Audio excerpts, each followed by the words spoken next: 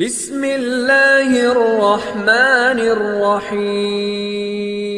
اپنی اولاد اور گھر والوں کی اصلاح کی فکر کرنا، اور گھر والوں اولاد کی بیوی بچوں کی اصلاح کی فکر اتنا ضروری ہے جتنا اپنی اصلاح کی فکر لازم ہے انسان کے لیے۔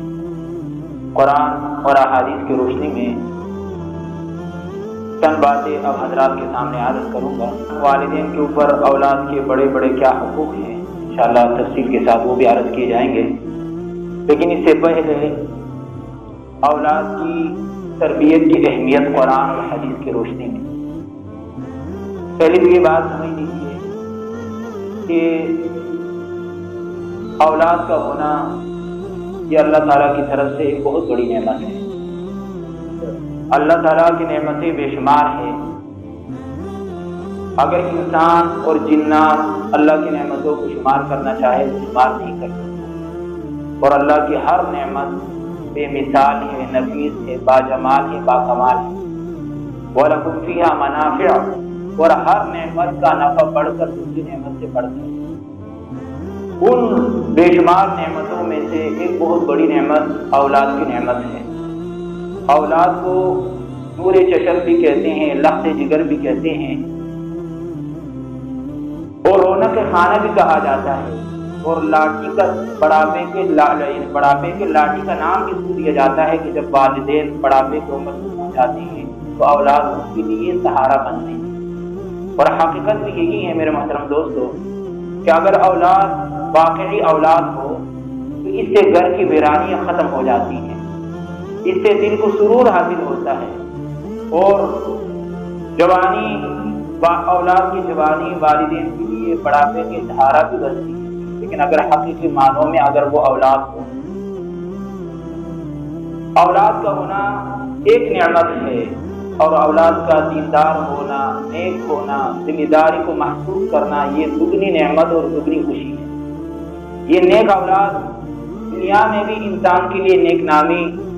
مرنے کے بعد صدقہ جاریہ، اور قیامت کے دن نجات اور شفاعت کا سبب بنے گی۔ اور اگر اولاد نیک نہ ہو، نافرمان ہو، بگڑی ہوئی اولاد ہو تو دنیا میں بھی انسان کے لیے مصیبت، اور مرنے کے بعد بھی بدنامی، اور قیامت کے دن بھی اللہ کے دربار میں بھی شرمساری کا باعث بنے گی۔ بری اولاد کا کیا کہنا، اس طرح کہا گیا ہے کہ بری اولاد یہ چھٹے انگلی کے مانند ہے، نہ انسان ان کو کاٹ سکتا ہے نہ اس کو برداشت کر سکتا ہے۔ اگر انسان کے 6 انگلی ہو تو ایک انگلی عجیب سی لگتی ہے، انسان اس کو کاٹ بھی نہیں سکتا اور برداشت بھی نہیں کر سکتا، تو بری اولاد کی وہی مثال ہے۔ تو میرے محترم دوستو، جن کے ہاں اولاد نہیں ہے، جو بے ولد ہے، ان کی بے کسی اور بے بسی دیکھنے سے تعلق رکھتی ہے کہ کس طرح وہ دعائیں بھی کرتے ہیں، دوا بھی کھاتے ہیں، صدقہ خیرات بھی کرتے ہیں، اور وہ کسی کی اولاد کو دیکھ کر آہیں بھرتے ہیں، عاملوں کے پاس جاتے ہیں، تعویذات کرواتے ہیں، بزرگوں سے دعائیں کرواتے ہیں، اور شادی کا مقصد صرف نفسانی خواہشات کی تکمیل نہیں ہے، اس کا ایک مقصد توالد اور تناسل بھی ہے۔ اس طرح ایک حدیث کے اندر آتا ہے کہ حضور اکرم صلی اللہ علیہ وسلم کے پاس ایک شخص حاضر ہوئے، ایک صحابی عرض کرنے لگے کہ اللہ کے نبی، ایک خاتون ہے، اس سے مجھے محبت ہے، بڑی نیک ہے، عزت اور مرتبے والی ہے، مال و دولت والی ہے، میں اس سے نکاح کرنا چاہتا ہوں، لیکن اس کے اندر ایک خامی ہے۔ آپ نے فرمایا کیا ہے؟ کہنے لگا کہ وہ بانجھ ہے، بچہ جننے کی صلاحیت اس کے اندر نہیں۔ اب صلی اللہ علیہ وسلم نے نکاح سے منع فرمایا، دوسری مرتبہ پھر آیا، آپ نے پھر منع فرمایا، تیسری مرتبہ آیا، آپ نے فرمایا تزوج الودود فإنی مکاثر، ایسی عورت سے نکاح کرو جو محبت کرنے والی بھی ہو اور بچے جننے والی بھی ہو، بچے پیدا کرنے والی بھی ہو، تاکہ قیامت کے دن میں اپنی امت کی کثرت پر باقی امتوں پر فخر کروں۔ تو میرے محترم دوستو، اولاد نکاح سے مقصد بھی یہی ہے، اور قرآن کریم کے اندر بھی اللہ تعالیٰ نے مال اولاد کو دنیا کا رونق کہا ہے، المال والبنون زینۃ الحیات الدنیا۔ تمہیں یاد کر رہا تھا کہ اولاد یہ بہت بڑی نعمت ہے، لیکن اس کا نیک ہونا یہ دگنی نعمت ہے، دگنی خوشی ہے، یہ انسان کے لیے دنیا میں بھی اور آخرت میں بھی کارآمد ہے، صدقہ جاریہ بنے گا۔ لیکن اگر اولاد بگڑ جائے، کبھی کبھی ایسا ہوتا ہے میرے محترم دوستو کہ اولاد بگڑ جاتی ہے، بگڑی ہوئی اولاد، کبھی کبھی ایسا ہوتا ہے کہ والدین اولاد کے بارے میں جو توقعات لگائے ہوئے ہوتے ہیں وہی اولاد جب بگڑ جاتی ہیں تو والدین کی زندگی کو اجیرل بنا دیتی ہیں، ان کے دن کا سکون اور رات کی نیند کو حرام کر دیتی ہیں، اور پھر والدین تنگ آ کر ان کے لیے بدعا کر جاتے ہیں کہ کاش تو پیدا ہی نہ ہوتا، اور بعض اوقات والدین تنگ آ کر ایسے دل برداشتہ ہو جاتے ہیں کہ ان کے لیے بدعا کر جاتے ہیں کہ اللہ تعالیٰ تمہیں اٹھا لے، تم پر اللہ کی لعنت کو پھٹکار ہو۔ لیکن میرے محترم دوستو، یہ بدعا کرنے سے پہلے کبھی والدین نے یہ سوچنے کی زحمت گوارا کی ہے کہ اولاد کا بگاڑ یہ کہیں ہمارے غلط تربیت کا نتیجہ نہیں ہے۔ اگر ہم بچپن میں ان کی صحیح تربیت کرتے تو یہ روز بد دیکھنا ہمیں نہ پڑتا، لیکن بچپن میں ہم نے ان کی صحیح تربیت نہیں کی اور ان کے غلط باتوں پہ ان کو شاباش دیتے رہے، اور ہم یہ سمجھتے رہے کہ یہ تو ابھی بچے ہیں، ان کے کھیلنے کودنے کا زمانہ ہے، ہم نے جو فصل بوئی وہی ہم کاٹیں گے۔ میرے محترم دوستو، اگر بچے غلط راستے، والدین کی یہ ذمہ داری ہے کہ دیکھے بچوں کا بیٹھنا اٹھنا کن کے ساتھ ہے، کن دوستوں کے ساتھ یہ اٹھتے بیٹھتے ہیں، کیا پڑھتے ہیں، کہاں یہ رہتے ہیں، کہاں وقت گزارتے ہیں، ان کا رجحان کس طرف ہے۔ کسی غلط بچوں کے ساتھ یا غلط دوستوں کے ساتھ ان کا چلنا پھرنا اٹھنا بیٹھنا تو نہیں ہے۔ اگر وہ ان کے ساتھ رہیں گے تو یہ بھی غلط راستے پر چل پڑے۔ جو والدین باشعور ہوتے ہیں ان کی توجہ اپنی اولاد کی تربیت پر ہوتی ہے، اور یہ ان کے لیے صدقہ جاریہ بتا دیتے ہیں۔ میرے محترم دوستوں، میں عرض کر رہا تھا کہ بگڑی ہوئی اولاد انسان کے لیے انسان کی زندگی کو اخیراً بنا دیتی ہے، دن کا سکون رات کی نیند کو حرام کر دیتی ہے، اور پھر وہ ان کے لیے بدعائیں کرتے ہیں۔ لیکن کبھی ہم یہ تو سوچے کہ ہمارے غلط تربیت کا نتیجہ یہ نہیں۔ ایک بات یاد آئی، حضرت عمر فاروق رضی اللہ تعالیٰ عنہ، ان کے پاس ایک آدمی اپنے بیٹے کی شکایت لے کر آیا کہ یہ جو میرا بیٹا ہے یہ میرا نافرمان ہے، کہنا نہیں مانتا، نافرمانی کرتا ہے۔ حضرت عمر رضی اللہ تعالیٰ عنہ نے اس نوجوان کو ڈانٹا، تنبیہ فرمائی کہ دیکھو یہ تو تمہارا والد ہے، تم ان کی نافرمانی کیوں کرتے ہو؟ وہ بچہ بڑا سمجھدار تھا، وہ لڑکا بڑا سمجھدار تھا، وہ کہنے لگا کہ امیر المومنین، کیا لڑکے کا بھی کوئی حق ہے والد کے اوپر، والدین کے اوپر؟ حضرت امیر المومنین عمر فاروق رضی اللہ تعالیٰ عنہ فرمانے لگے کہ ہاں، بچوں کا بھی حق ہے والدین کے اوپر۔ تو وہ کہنے لگا کہ امیر المومنین وہ حق کیا ہے؟ تو حضرت عمر رضی اللہ تعالیٰ نے فرمایا کہ ابتدائی طور پر 3 حق۔ کتنے حق ہیں؟ 3 حق تھے۔ نمبر 1 فرمایا کہ بچے کے لیے اچھی ماں کا انتخاب کرے۔ نمبر 2 کہ بچہ جب پیدا ہو جائے اس کا اچھا نام رکھے۔ نمبر 3 فرمایا قرآن اور حدیث کی تعلیم دے۔ یہ 3 حق۔ سب سے پہلا حق کیا ہے کہ بچے کے لیے انشاءاللہ آگے میں چل کر اس کی تفصیل عرض کروں گا کہ بچے کے لیے اچھی ماں کا انتخاب کرے، یعنی شادی کرتے وقت ایسی خاتون کی تلاش کرے کہ جو بچوں کی صحیح ماں بن سکے، دیندار ہو، نیک سیرت ہو، تاکہ بچوں کی صحیح تربیت کر سکے۔ اگر بدعقیدہ عورت سے وہ نکاح کرے گا تو ظاہر ہے کہ اس سے جنم ہونے، اس سے پیدا ہونے والے بچے بھی اس طرح ہوں۔ اور میرے محترم دوستوں، والدین اور خاص کر والدہ یہ بچے کا درسگاہ ہے، وہ اپنے والدہ کو جو دیکھتے ہیں وہی کرتے ہیں۔ تو پہلا حق یہ ہے، اور دوسرا حق یہ ہے کہ اس کا اچھا نام رکھے، اور تیسرا حق یہ ہے کہ اس کو قرآن اور حدیث کی تعریف ہے۔ تو وہ لڑکا کہنے لگا نوجوان کہ امیر المؤمنین، میرے باپ نے ان 3 حقوق میں سے ایک حق بھی ادا نہیں کیا، ان 3 حقوق میں سے ایک حق بھی ادا نہیں کیا۔ اس نے میرے لیے ماں کا انتخاب کیا تو وہ مسلمان بھی نہیں ہے، مجوسی ہے، مجوسی باندھی ہے، اور پھر جسے میرا نام رکھا ہے جعل، جعل کا معنی ہوتا ہے گندگی کا کیڑا، تو نام بھی میرا ایسا رکھ دیا، اور اس نے مجھے قرآن اور حدیث کی تعلیم نہیں دی۔ حضرت عمر فاروق رضی اللہ تعالیٰ عنہ اس شخص کی طرف متوجہ ہوئے اور کہنے لگے کہ تم اپنے بیٹے کی نافرمانی کی شکایت لے کر آئے، لیکن تم نے اس سے پہلے ہی نافرمان بنا دیا تھا، خبر اس کے کہ وہ تمہاری نافرمانی کرتا، اور کہنے لگا کہ تم نے اس کے ساتھ برا کیا، اس کا کوئی حق ادا نہیں کیا، خبر اس کے لیے تمہارا۔ میرے محترم دوستو، اگر بچپن میں بچے کی صحیح تربیت نہیں کی، بچپن میں بچے کی صحیح تربیت نہیں کی تو جوانی میں جا کر گستاخیوں کا، شرارتوں کا، شوخیوں کی شکایتیں کرنا بے معنی ہے۔ امام غزالی رحمۃ اللہ علیہ بڑی پیاری بات کہی، فرمایا اولاد والدین کے پاس ایک امانت کے مانند ہے، ایک امانت کے مانند ہے، اور فرمایا ان کا دل موم کی طرح نفیس ہے اور ہر طرح کے نفوذ سے خالی ہے، اور اس کی مثال پاکیزہ زمین جیسی ہے کہ اس کے اندر جو تم بوئے گا وہی اگے گا۔ اگر لڑکا نیک ہوگا تو دارین کا تعددوں کا حامل ہوگا اور والدین بھی شریک ہوں گے اس کے نیکی میں، اور اگر بچے کے دل میں ان کے اخلاق پر توجہ نہیں دی تو میرے محترم دوست اگر وہ بدبخت ثابت ہوگا تو والدین بھی اس کے برے افعال میں، برے اعمال میں برابر شریک۔ ہم یتیم اس کو سمجھتے ہیں کہ جس کے والدین دنیا سے چلے جائیں، لیکن میرے محترم دوستو حقیقی معنوں میں یتیم وہ نہیں ہے کہ جس کے والدین ان کو چھوڑ کر، ان کو آزاد چھوڑ کر دنیا سے چلے گئے ہو، بلکہ حقیقی معنوں میں یتیم وہ بھی ہوتا ہے جو درمد مربی کی تربیت سے محروم تھا۔ ان الیتیم هو الذی تلقاه له امًا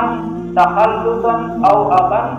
مشغولا، فرمایا کہ حقیقی معنوں میں یتیم وہ ہے کہ جس کو ایسی ماں ملے جو بچوں سے بالکل بے توجہ ہے، توجہ نہیں دیتی بچوں کی طرف، اور ایسا باپ جو ایسا مشغول ہے جو بچوں کی تربیت کی طرف۔ فرمایا حقیقی معنوں میں یتیم وہ بچہ ہوتا ہے جو ماں باپ کی شفقت سے، ان کی تربیت سے، ان کے توجہ سے محروم رہتا ہے، اور یہی بچہ جب بڑا ہوتا ہے اور جرائم کے دنیا میں قدم رکھتا ہے، تو چوری ڈکیتی قتل و غارت گیری کا ارتکاب کرتا ہے، تو اس صورت میں والدین بھی ان کے جرم میں برابر کے شریک ہوتے ہیں اگر انہوں نے ان کو اسلامی اخلاق نہ سکھائے ہو اور بچپن میں ان کی تربیت پر پوری توجہ نہ دی ہو تو میرے محترم دوستو اگر وہ غلط کام کرتے ہیں، چوری ڈکیتی کوئی بھی غلط کام کرے تو والدین کے برابر اس میں شریک ہوتے ہیں۔ اور یہ میں نہیں کہتا میرے محترم دوست، اللہ کے نبی صلی اللہ علیہ وسلم کے ارشادات کلکم راع وکلکم مسئول عن رعیتہ، والرجل راع فی اہل بیتہ ومسئول عن رعیتہ، فرمایا تم میں سے ہر ایک نگہبان ہے، ذمہ دار ہے، اور ان سے ان کے رعایا کے بارے میں پوچھا جائے گا۔ گھر کا سربراہ والد اپنے اہل خانہ پر ذمہ دار اور نگہبان ہے، قیامت کے دن اس کے بارے میں پوچھا جائے گا۔ یہ اولاد باپ والدین کے پاس اللہ کی امانت ہے، کل قیامت کے دن ان کے بارے میں پوچھا جائے گا کہ کس طرح سکتی ہے۔ اور جو آیات کریمہ میں نے تلاوت کی انشاءاللہ اس کی تشریح میں عرض کروں گا کہ اللہ تعالیٰ نے کس طرح تاکید کے ساتھ فرمایا۔ تو میں عرض کر رہا تھا کہ یہی بچہ جو والدین کی توجہ سے، ان کی تربیت سے محروم رہتا ہے، اور جب یہ بڑا ہوتا ہے اور جرائم کی دنیا میں قدم رکھتا ہے تو والدین بھی برابر کی شریک۔ مشہور واقعہ ہے، آپ نے سنا ہوگا کہ ایک بچہ اس قتل کے جرم میں وہ گرفتار ہوا، جج نے پھانسی کی سزا سنائی، تو اس لڑکے نے کہا کہ میرے گلے میں پھندہ ڈالنے سے پہلے میری والدہ سے میری ملاقات کروائی۔ یہ خواہش تھی، ان کے والدہ کو بلایا گیا۔ جب والدہ آئی تو اس لڑکے نوجوان نے کہا کہ میں تمہارے کان میں کچھ کہنا چاہتی ہوں، تمہارے کان میں کچھ کہنا چاہتی ہوں۔ اس نے کان آگے کیا، اس لڑکے نے اپنے والدہ کا کان کاٹا تو جج نے کہا تجھے شرم نہیں آئی اپنی ماں کا، اپنی والدہ کا کان کاٹتے ہوئے تمہیں شرم نہیں آئی؟ تو وہ کہنے لگا وقت سزا دینے پر میں قادر ہوں، اگر اس سے بڑی سزا میں دے سکتا تو میں اس سے بڑی سزا اس کو دے دیتا۔ اس نے مجھے جنم تو لیا، مجھے پیدا تو کر لیا، لیکن اس میں میری تربیت پر کوئی توجہ نہیں تھی، اور جب میں چھوٹے موٹے جرائم کرتا رہا تو یہ مجھے شاباش دیتی رہی، اور اسی طرح میں بڑا ہوا، اور اگر یہ بچپن میں میری تربیت کرتی اور چھوٹے موٹے لڑائیوں سے مجھے منع کرتی تو آج میرے ہاتھوں حق قتل ناحق نہ ہوتا۔ اور حقیقت یہی ہے میرے محترم دوستو کہ بے شمار مجرمیں سے ہوتی ہیں کہ بچپن میں وہ ننھے منھے جرائم سے ارتکاب کرتے ہیں، لیکن ہوتے ہوتے وہ سینئر قسم کے مجرم بن جاتے ہیں، بلا خوف و خطر وہ بڑے بڑے جرائم سے ارتکاب کرتے ہیں۔ حدیث میں حضرت صلی اللہ علیہ وسلم فرماتے ہیں کہ لعنت ہے اس چور پر جو انڈر چراتا ہے اس کا ہاتھ کاٹ دیا جاتا ہے، اور لعنت ہے اس چور پر جو رسی چراتا ہے اور اس کا ہاتھ کاٹ دیا جاتا ہے۔ اب ظاہر ہے شریعت کے قانون کے روح سے انڈا چرانے پر یا رسی چرانے پر چور کا ہاتھ نہیں کاٹا جاتا، بلکہ چور کے ہاتھ کاٹنے کے لیے علماء نے، فقہاء نے، محدثین نے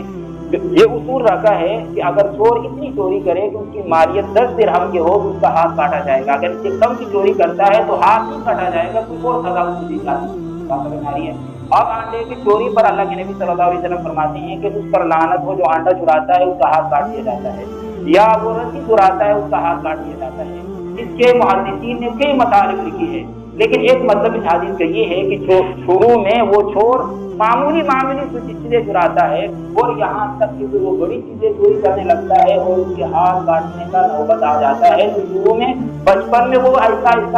छोटे छोटे जुर्म करता है, फिर बड़े जुर्म करता है। मेरे मोहतरम दोस्तों, अर्ज करने का मतलब ये होता है कि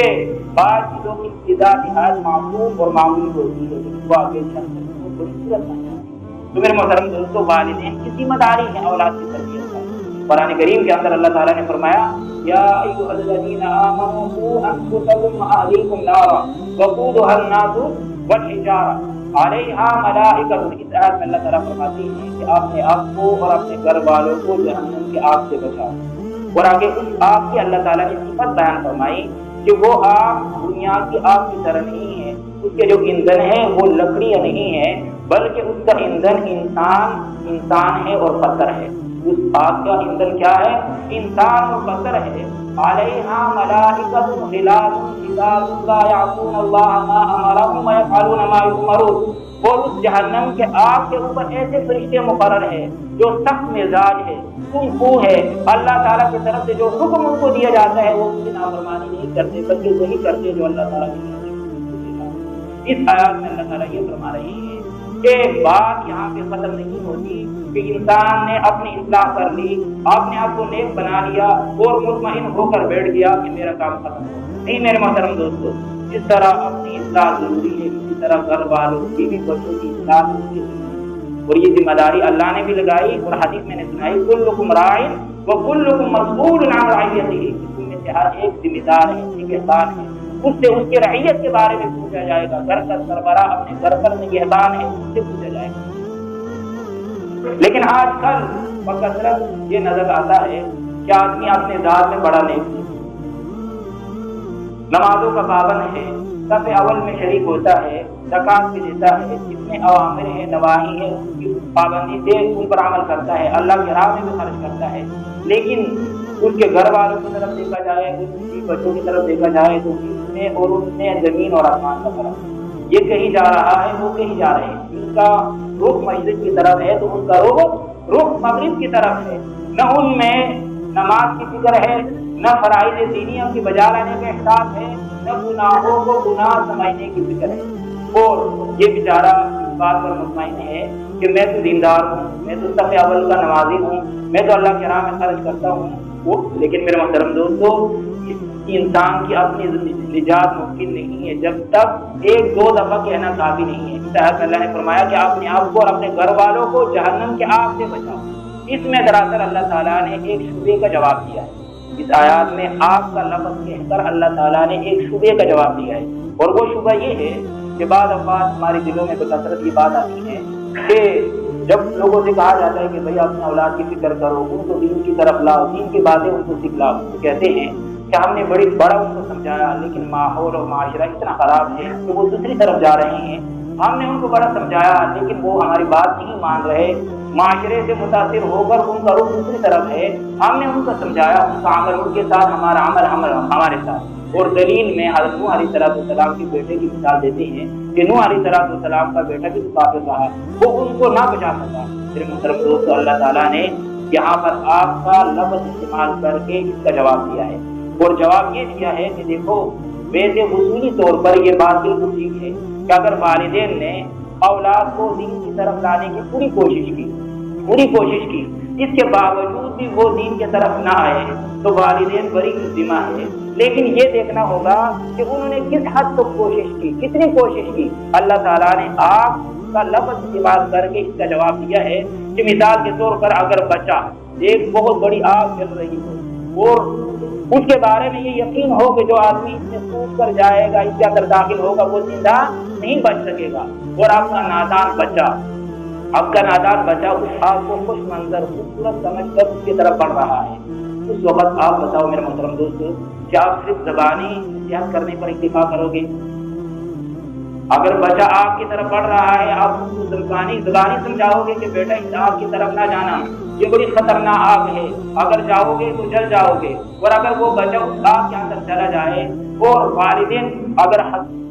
بعد میں یہ کہے کہ ہم نے اس کو بڑا سمجھایا تھا لیکن اس نے ہماری بات نہیں مانی، تو میرے دوستوں والدین یہ کہہ کر بڑی ذمہ ہوں گے؟ نہیں، اگر وہ اس بچے کے حقیقی والدین ہیں تو اس بچے کو آگ کی طرف بڑھتے ہوئے دیکھیں گے تو ان کی زندگی حرام ہو جائے گی، ان کی نیند اڑ جائے گی، اور وہ جا کر ان کو اٹھا کر جب تک اس آگ سے دور نہیں لے جائیں گے اس وقت ان کو وضو نہیں آئے گا۔ تو اللہ تعالیٰ فرما رہے ہیں کہ جب دنیاوی آگ سے زبانی جمع خرچ پر تم اکتفا نہیں کرتے ہو تو جب وہ آخرت کی آگ کی جس کی حد و نہایت نہیں ہے، جس کا دنیا میں تصور نہیں کیا جا سکتا، اگر بچہ اس آگ کی طرف بڑھ رہا ہے اور تم نے ایک دو دفعہ کہہ دیا اور پھر بعد میں کہا کہ ہم نے تم کو سمجھا دی تو ہماری بات نہیں، میرے مطلب کہنے کی بات نہیں۔ جس طرح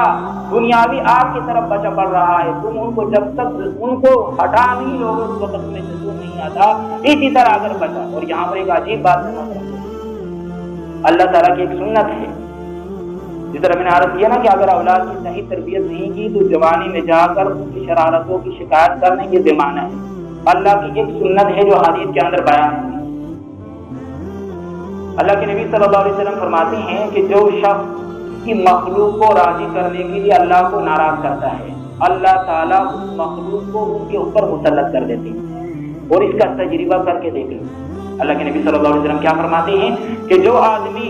کسی مخلوق کو راضی کرنے کے لیے اللہ کو ناراض کرتا ہے، اللہ تعالیٰ اسی مخلوق کو جس کو راضی کیا اس کے سروں کے اوپر مسلط کرتا ہے۔ اگر انسان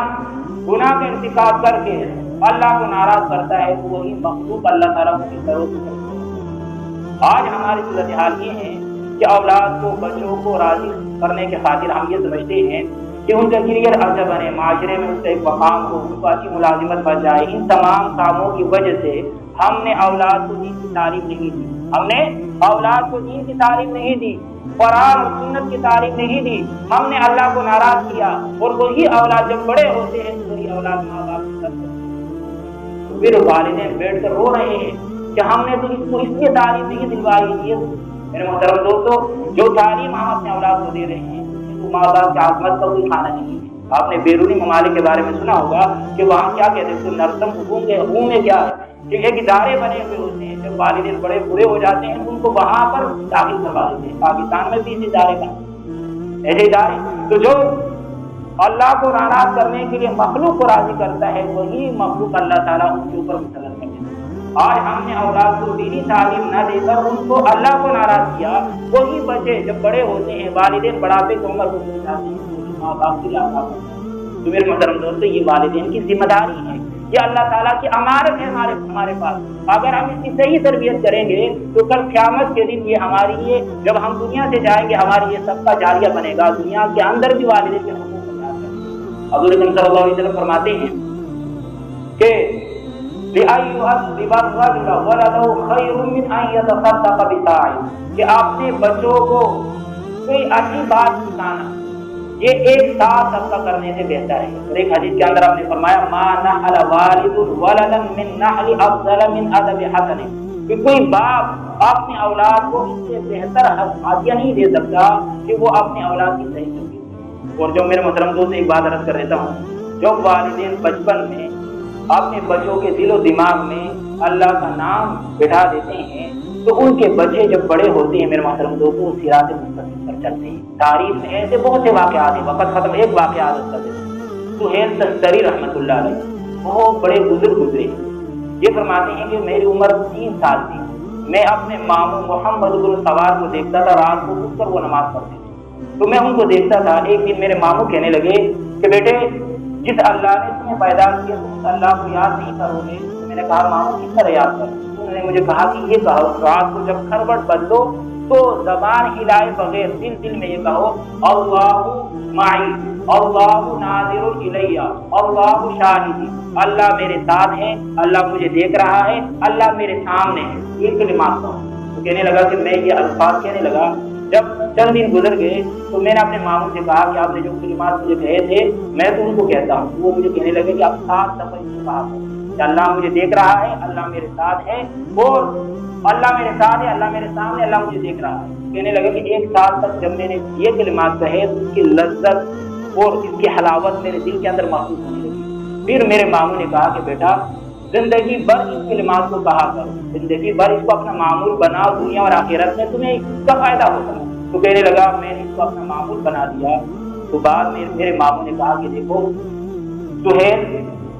جس کو اللہ دیکھ رہا ہو، جس کے ساتھ اللہ ہو، جس کے سامنے اللہ ہو، وہ اللہ کی نافرمانی کر سکتا ہے؟ تو میں نے کہا نہیں۔ کہتا بیٹا اللہ کی نافرمانی نہیں کرنا، اللہ تمہیں دیکھ رہا ہے، اللہ تمہارے ساتھ ہے۔ اور یہی سہیل دستاری رحمۃ اللہ علیہ سے میرے